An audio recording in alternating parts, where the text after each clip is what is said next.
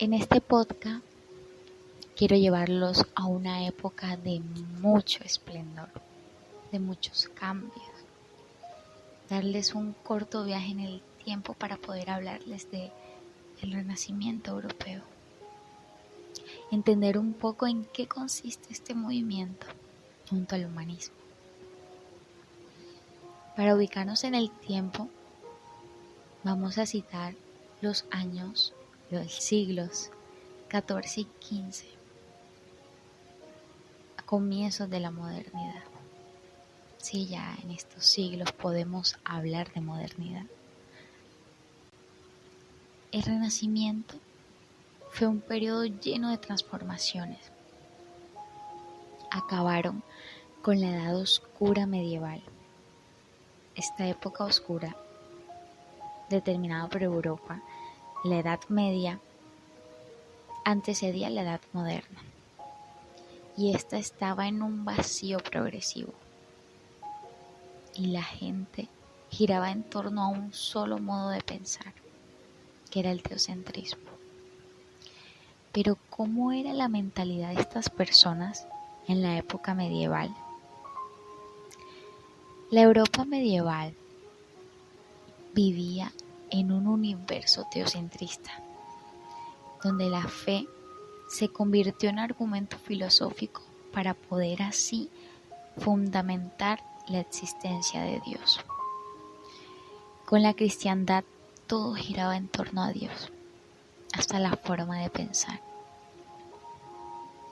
Y es que en particular las personas suponían que la vida terrestre, la vida en el mundo físico, era solo algo temporal. Es decir, vivir aquí, en la tierra, era solo un paso para poder así llegar a la verdadera vida, que era la vida eterna. Y vivían en ella sin darle un verdadero sentido. En la tierra debían de conseguir ese lugar en el cielo, sin cometer pecados, obedeciendo a los mandamientos, a la iglesia, a las reglas implantadas por esto. Esto suponía la vida eterna. Y otra característica que puedo resaltar de la época medieval es la opresión de la iglesia. Las nuevas ideas siempre eran vistas como posibles juzgadoras de la fe. La iglesia evitaba cualquier forma, cualquier pensamiento que desmintiera el cristianismo. Y eso fue un proceso durísimo. El mismo Galileo fue juzgado y condenado a juicio. Tuvo que retractar sus palabras.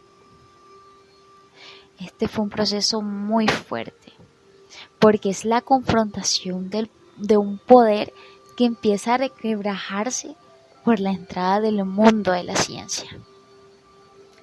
A medida que va bajando la intensidad del poder de la iglesia, entonces se va recuperando esos textos originales de la época de Grecia y Roma. Sí, la época antigua. Entonces, antes la iglesia había interpretado el mundo clásico de acuerdo a sus pensamientos cristianos, pero ahora ese mundo va a tomar el sentido que era. Se dará entonces una verdadera importancia a la vida terrestre, porque será el ser humano quien se convierte en la figura importante, será el centro del universo. Antropocentrismo.